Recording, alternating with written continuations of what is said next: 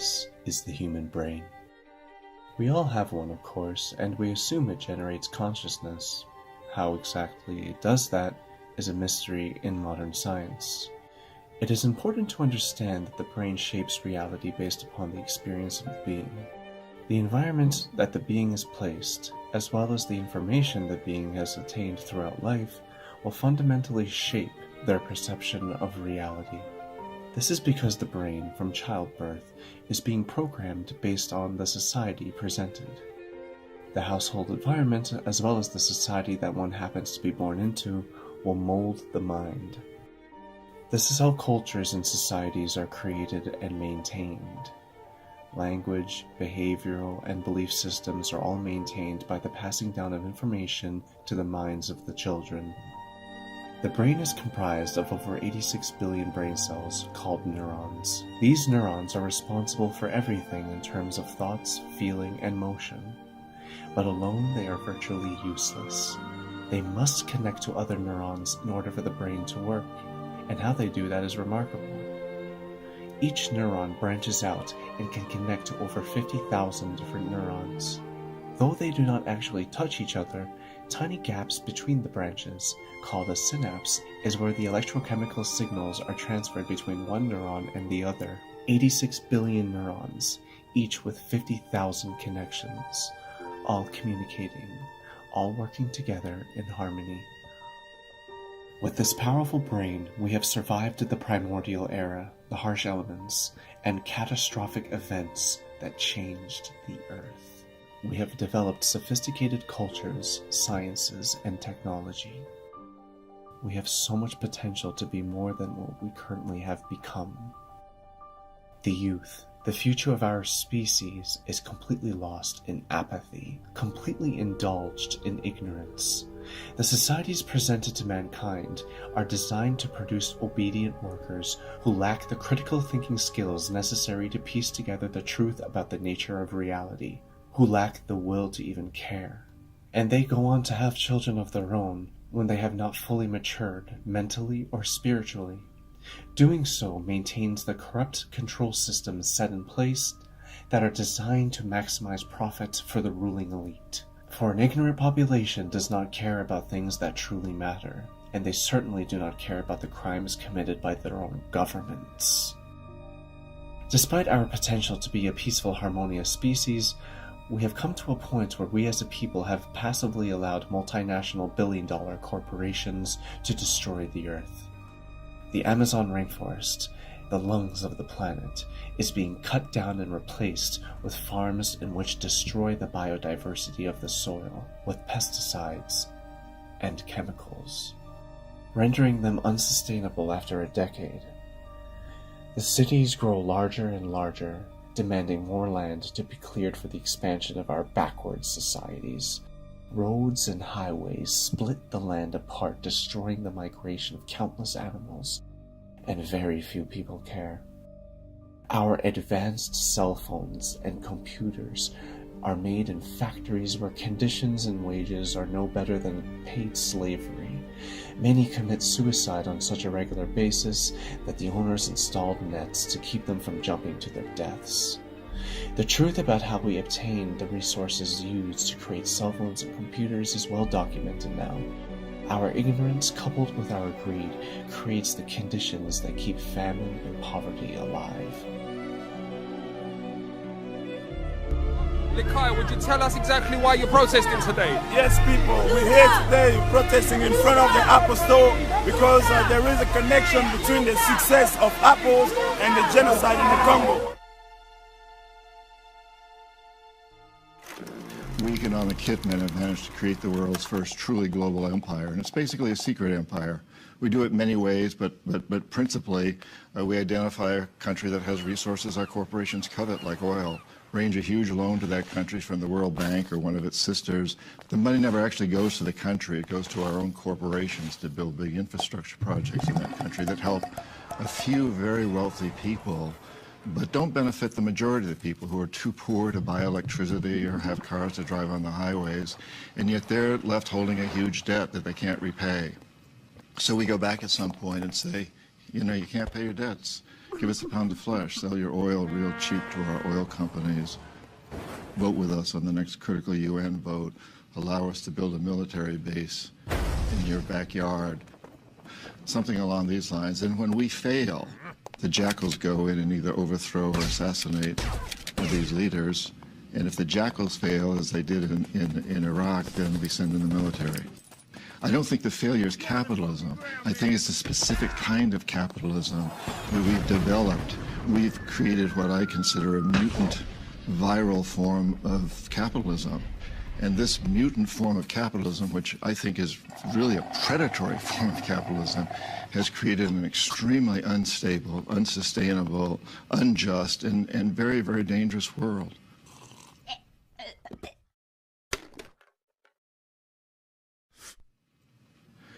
I've met a lot of terrorists. I've interviewed them for books. I've never met one who wanted to be a terrorist. They're desperate people. If we want to get rid of terrorism, we must get rid of the root causes, that cancer that is destroying our whole system.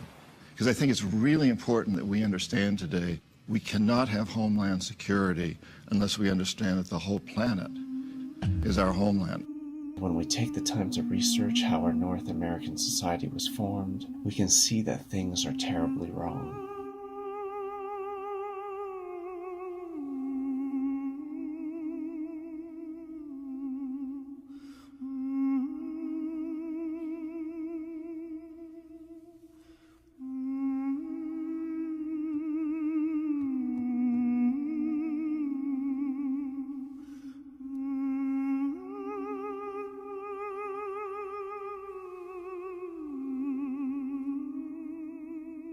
This is a nation founded on genocide and built on the backs of slaves. We tried to actually eliminate one entire race, and then we used another race to build this country actually quite quickly as a new country into a world power. This country never would have had the wealth that it had it not had slavery for a couple of hundred years.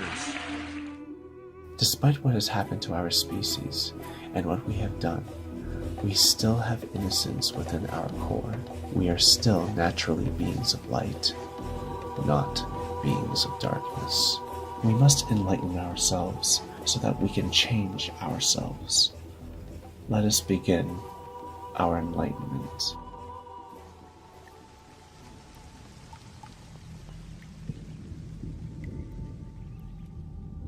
This is a photograph of the Earth. Everyone you know is in this picture. We are all one. Each individual, part of the whole. There is no planet B. This is all we have. We would not be here to experience life if it weren't for this planet. Like a mother providing life to her child, the Earth equally shares all of the air, food, and water, using the sun's energy, creating the conditions for life.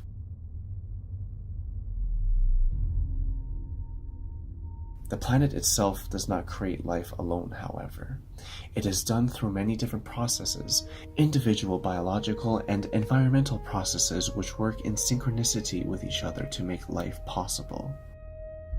The sun, a majestic being in and of itself, provides the fuel for life on Earth. Combined with the life-giving properties of water, the sun allows the creation of tiny microscopic cells, algae. Algae breathes in carbon dioxide and releases oxygen, the essential air that we breathe. Every breath we take should be taken with gratitude to these tiny microbes. Without them, we would not be here. Billions of years ago, after a supermassive star reached its end, it went supernova, releasing all the essential ingredients for life: hydrogen, oxygen, carbon.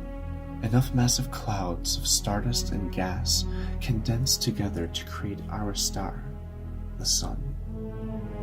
The sun's mass was heavy enough to pull in more clouds of rock, gas, and stardust. They molded together, and over the course of billions of years, became the planets of our solar system.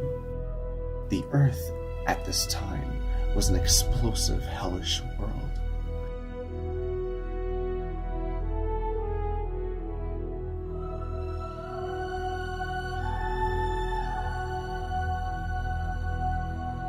Volcanoes were erupting everywhere, creating seas of molten lava that stretched out across the entire planet.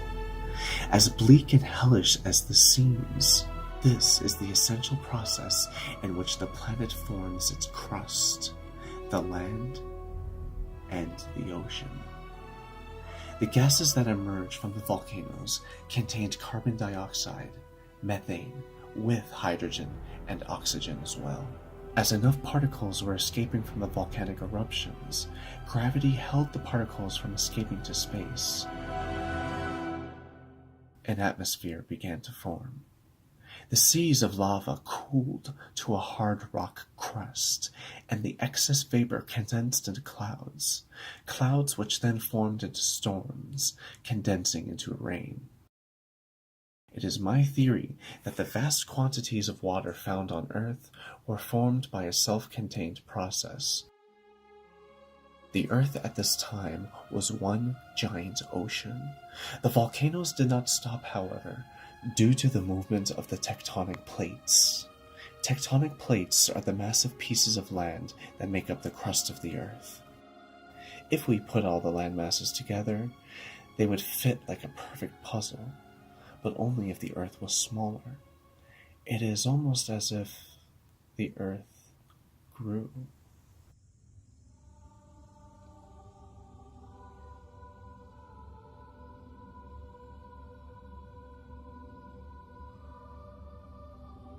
Hundreds of millions of years later, the algae slowly evolved into tiny plants which lived on land, like moss, that of which live on rocks, eventually evolving into larger plants. But it wasn't the only organism dominating the land. Fungi had already been in power 420 million years before algae. It thrived by eating the dead matter of other microorganisms. Fungi spread into the desolate, empty, rocky landscape of the Earth, and began to grow into root systems that stretch out across the Earth's landmass. Root systems called mycelium. Mycelium would then sporulate into prototaxites, an ancient species of giant mushrooms. The Earth was once covered in a majestic plain consisted of giant mushrooms. The mushrooms would grow and die, decomposing over and over again, giving the essential ingredients for soil to form. Soil that was then suitable for the descendants of algae to thrive within and evolve. They would then become plants.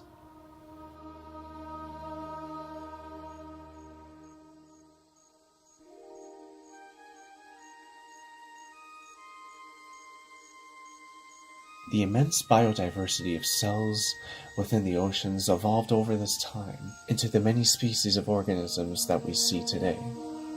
Amphibious creatures slowly came to live on the land, evolving into the prehistoric dinosaurs.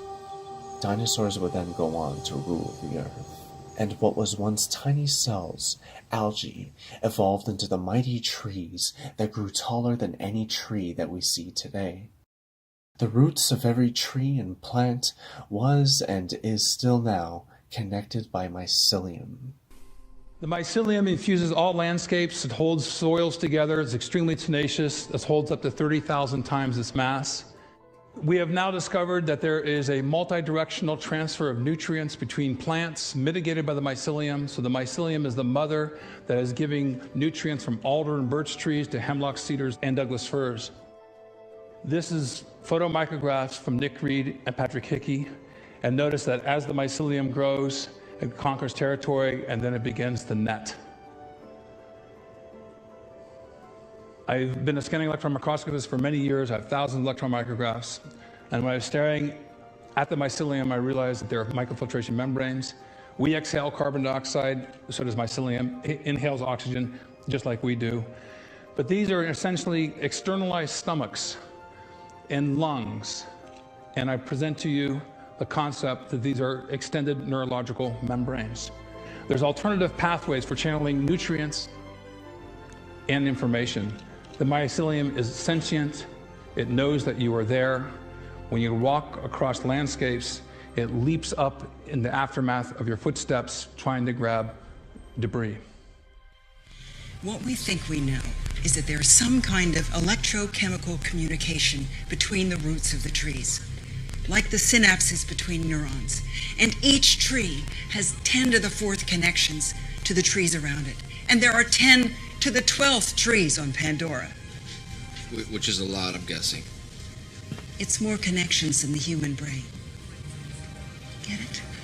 It's a network. It took 3.5 billion years for the Earth to grow from a flaming, uninhabitable world to a lush biosphere coexisting on its surface, billions of different forms of life. Using all the elements, everything is balance, a symbiosis, a self-sufficient superorganism. And this is where we come in.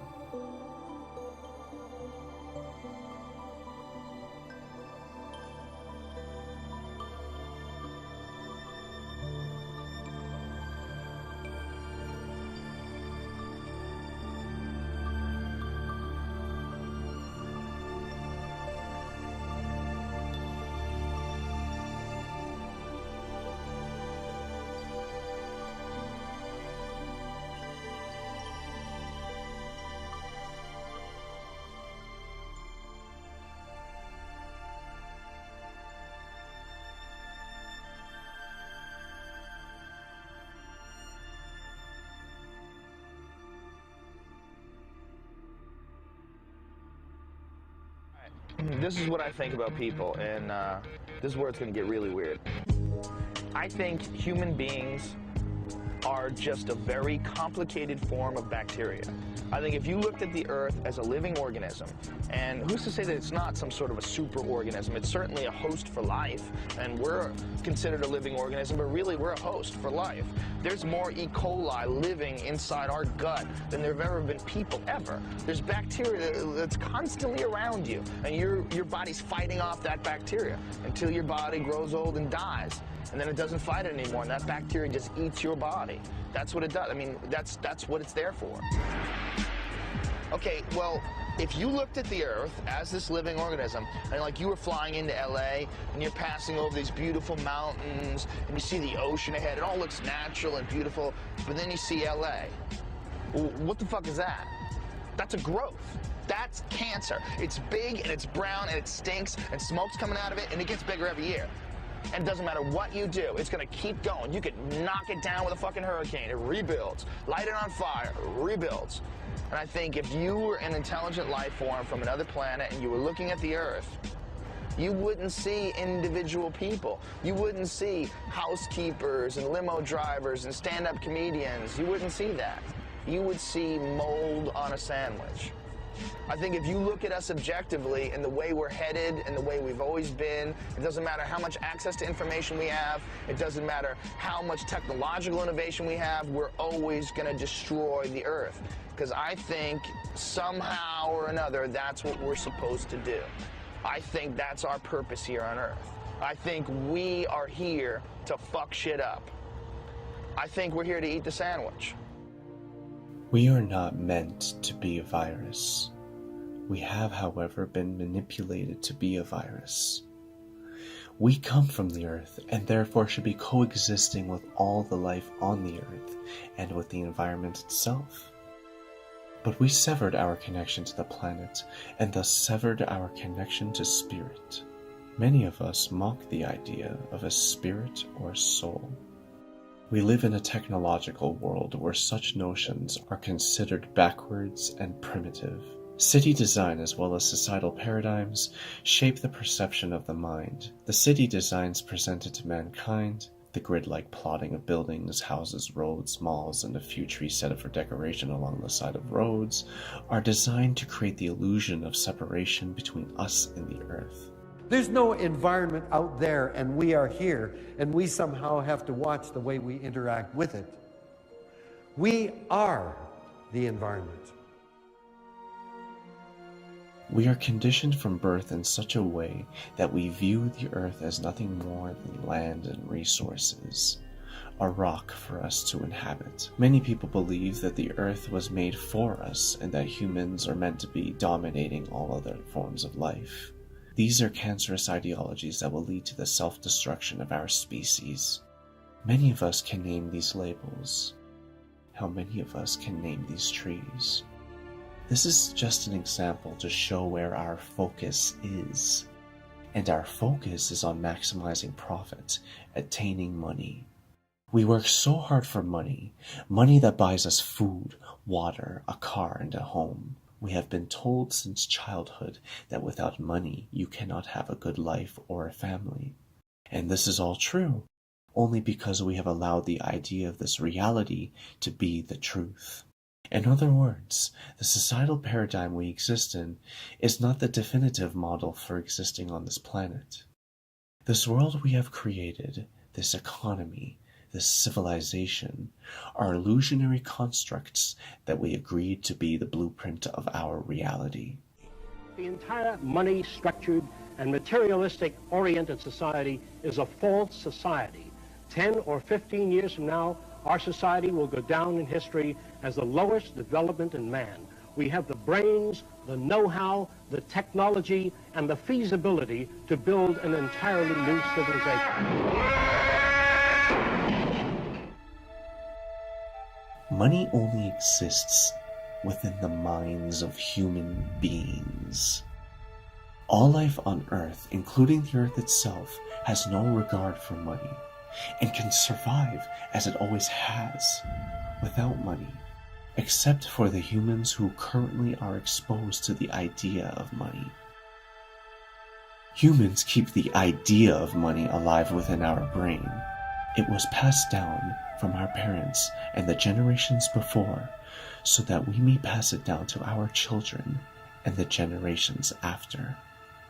A cycle, a mental prison that has changed the course of humanity. Money has changed the way your brain thinks about reality, what is important and what is not, what your priorities will be. Of course, to be alive in this civilization, you need money. You must be a worker when you become an adult, but before that, your parents installed you within an institutionalized schooling system with the intention of educating their child. Unfortunately, in reality, the children are simply being conditioned to be working cogs of the machine, and they become consumers, pursuing careers, obtaining housing, starting a family, and repeat the process, all while maintaining the distorted societies that continue to war with each other and destroy the biosphere. I quoted the Trilateral Commission view of the educational system, namely it's a system of indoctrination of the young. And I think that's correct. It's a system of indoctrination of the young. That was the way the liberal elites regard it, and they're more or less accurate. So the educational system is supposed to train people to be obedient, conformist, not think too much, do what you're told, stay passive, don't cause any crises of democracy, don't raise any questions. And all of this is a technique for selection for obedience. Humans have also created different religions that succeeded in dividing the human race. What has happened over the course of time is that these religions, which were created for a pure and noble purpose, have been manipulated by powerful and wealthy groups of people.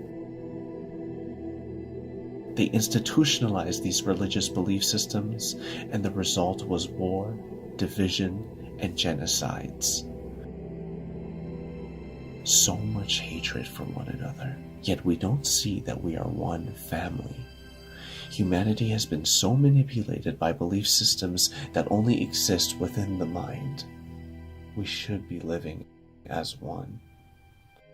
There is a way for us to change our ways, and it lies within ourselves.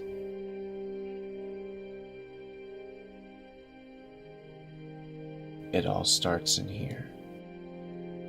There is a gland in the direct center of our brain called the pineal gland. This gland secretes a neurotransmitter in our neurological pathways called DMT, dimethyltryptamine. It is released during birth, during death, during meditation, starvation, and every night when we are in deep sleep. DMT is regarded by some scientists, neurologists, and psychiatrists to be the spirit molecule. It is found everywhere in nature. It is within plants, animals, insects. It is within everything that has a consciousness. Humans made themselves to believe that we are the only ones who can think and feel, but in fact, this is a universal trait that all of life shares.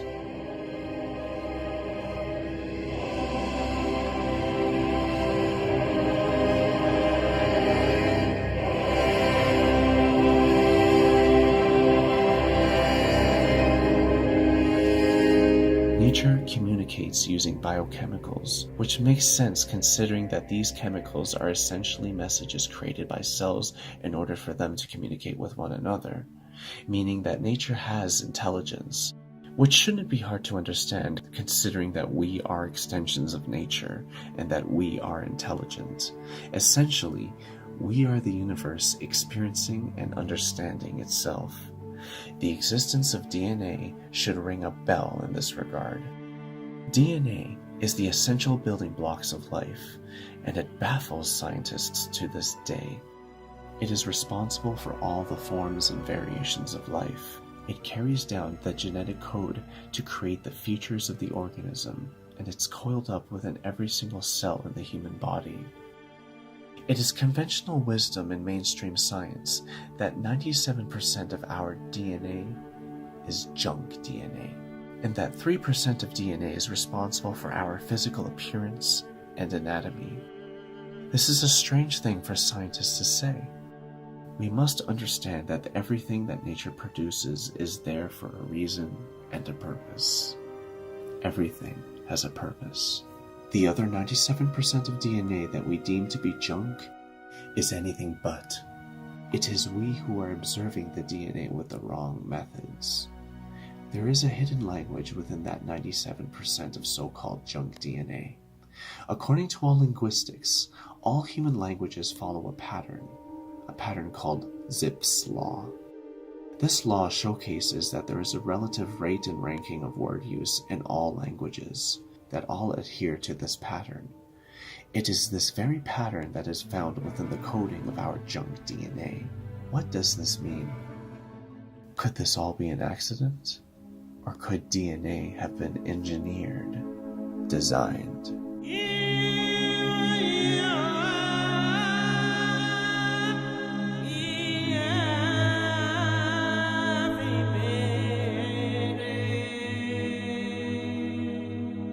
In the words of Fred Hoyle, the chances of DNA being formed in a molecular soup by accident would be as low as a tornado passing through a scrapyard and forming a fully functional jumbo jet. It could be that the other 97% of our DNA holds information that we are unaware of and have now long since forgotten. Who are we?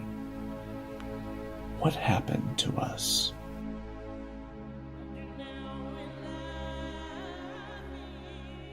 During the last 30 years, new evidence has been surfacing that supports a different take on the genesis of civilization. René Adolphe Schwaller de Luix was one of the first Westerners to bring about the evidence and its implications. He is the one who popularized the use of sacred geometry in Egyptology during his study of the art and architecture of the Temple of Luxor in Egypt. John Anthony West, an independent Egyptologist, would bring Schwaller's work to the public's attention, work that has stood in direct confrontation with the existing outlook on history. Graham Hancock would then do further research into the implications presented by those like Schwaller and West. Further observations were made by construction engineer Robert Bauval, who determined that the pyramids, as well as the Sphinx, were designed to make astronomic correlations with specific star systems and constellations, in this case, the constellation of Orion and the constellation of Leo, both of which are targeted by the Sphinx and the pyramids at precisely 10,500 BC. They determined that whoever built these structures had sophisticated knowledge of astronomy and the precession of the equinoxes, a phenomena caused by a slow wobble of the Earth on its axis, in which one complete rotation takes 25,920 years. The ancients encoded this knowledge within the properties of the pyramid's architecture, a time capsule, waiting for a time when an advanced civilization, such as our own, would decode the messages encrypted within. People like Randall Carlson takes it a step further by showcasing that the Great Pyramid's dimensions reveal its precise position on the Earth. And this is not the only megalithic site that showcases these curious facts. Megaliths around the world were designed in association with the precession of the equinoxes, as well as associations with their position on the Earth. No civilization in recorded history possessed this kind of geodesic knowledge until our civilization, implying that there once was a civilization capable of doing so, not recorded in our history. And our recorded history spans roughly 6,000 years before fading into obscurity. From there, we can only work with the remnants found in the ground and make anthropological assumptions based on methods such as radiocarbon dating. So, with that in mind, let's take a look at the Sphinx. The Sphinx is covered in renovation, hiding its true original limestone, which was severely eroded. However, the walls of the quarry surrounding the Sphinx have not been renovated by the conquerors. These walls reveal the true weathering features that would have been present on the original body of the Sphinx. These weathering features were not originally caused by sand or wind. In the words of Robert Schoch, they were caused by water weathering by way of heavy rainfall pouring onto the limestone, carving it over the course of thousands of years. This can only mean that this quarry, as well as the Sphinx itself, were exposed to a climate sufficient enough to create heavy rainfall for thousands of years, a type of climate that had not existed in Egypt until before the end of the last ice age, implying that the Sphinx is at least 10,500 years old. This geological evidence contradicts the established current Egyptological paradigm, which adheres to the notion that the Sphinx is only 4,500 years old, fitting it nicely within the accepted chronology of history. A story we tell ourselves over and over until we forget that it is a lie. The recently discovered Gunung Padang in Indonesia and the megalithic site of Göbekli Tepe both predate history. Göbekli Tepe in particular showcases knowledge of the precession of equinoxes. The curious thing about this megalithic site is that it was deliberately buried. The archaeologist Claude Schmidt confirmed this, but why was it buried? Was knowledge being hidden, preserved, so that we may decode its message later on in time? Were people systematically eradicating evidence of this information, and whoever built it hid it from those eradicators? The iconography found at Göbekli Tepe can be found around the world at megalithic sites. One important feature would be the placement of the arms of these megalithic stones, the fingers clasping one another across the belly. This precise design can be found at Easter Island on the Moai megaliths, as well as the statues found in South America.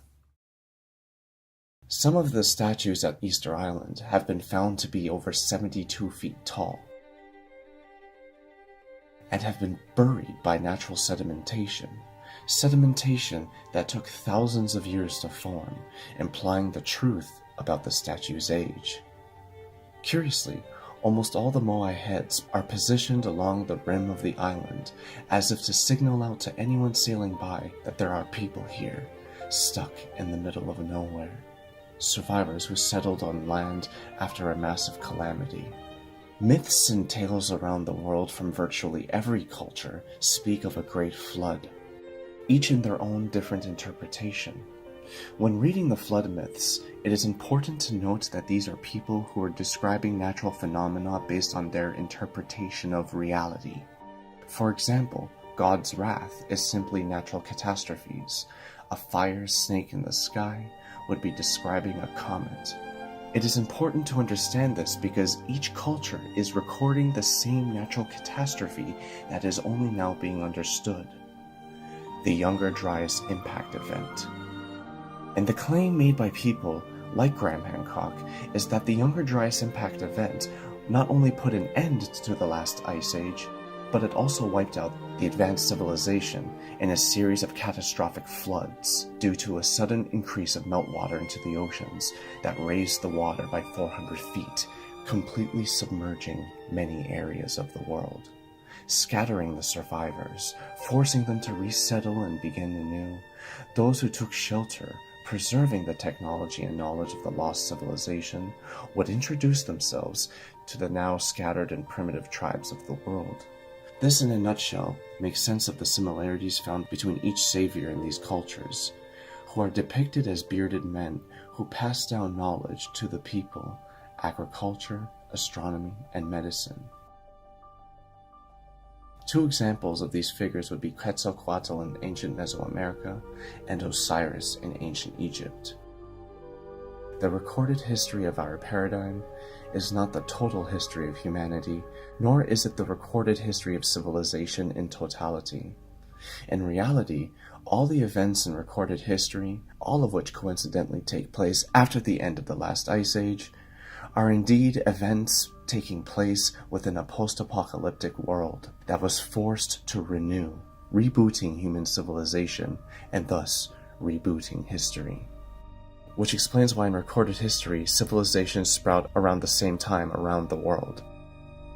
The evidence is everywhere and can be found through multiple disciplines of science. It is just simply waiting to be discovered by you. Part of the awakening that must occur is remembering who we were before the fall of humanity, before the true apex of human achievement was brought to a catastrophic end. Who we were then and who we are now are opposite ends of the human societal paradigms. Only a society that was truly intimate with nature would go to the lengths to encode the properties and motions of the earth within their architecture.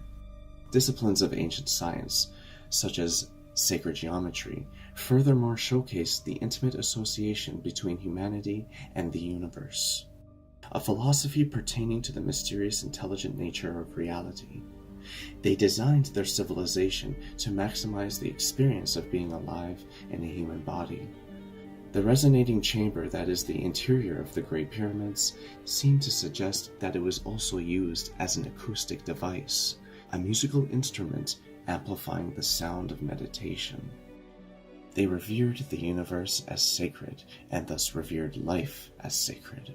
This is what we must return to as a species, now more than ever.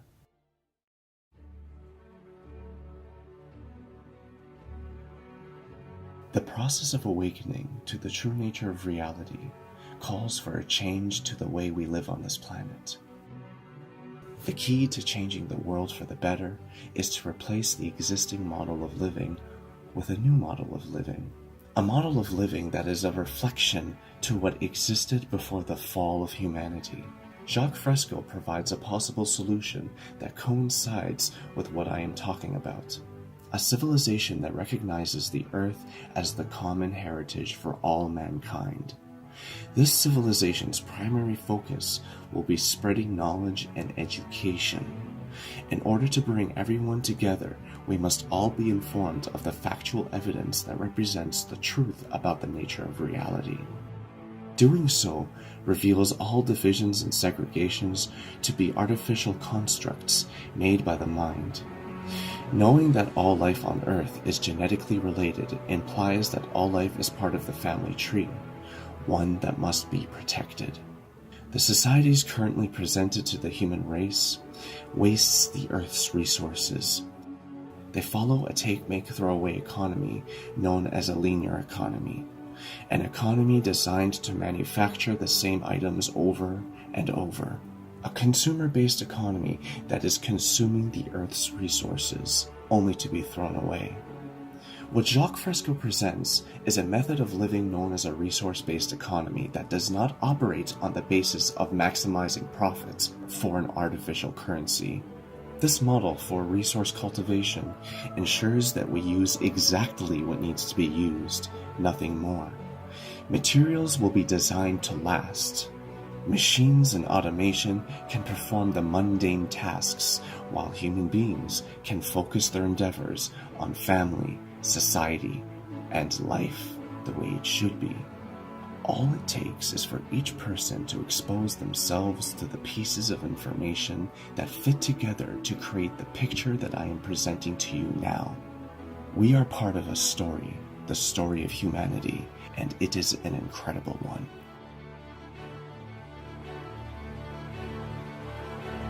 Soldiers, don't give yourselves to brutes.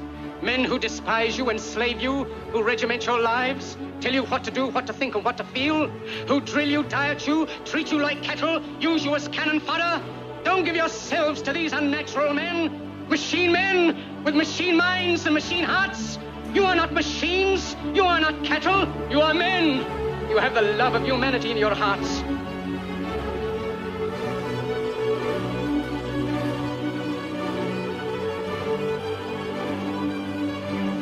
You, the people, have the power to create machines, the power to create happiness. You, the people, have the power to make this life free and beautiful, to make this life a wonderful adventure. Let us use that power. Let us all unite. Let us fight to free the world, to do away with national barriers, to do away with greed, with hate and intolerance. Let us fight for a world of reason, a world where science and progress will lead to all men's happiness. Let us all unite! During this processional cycle, we have risen, we have fallen, and we are rising again. Take your part in the story, spread this message, and join me in changing the world.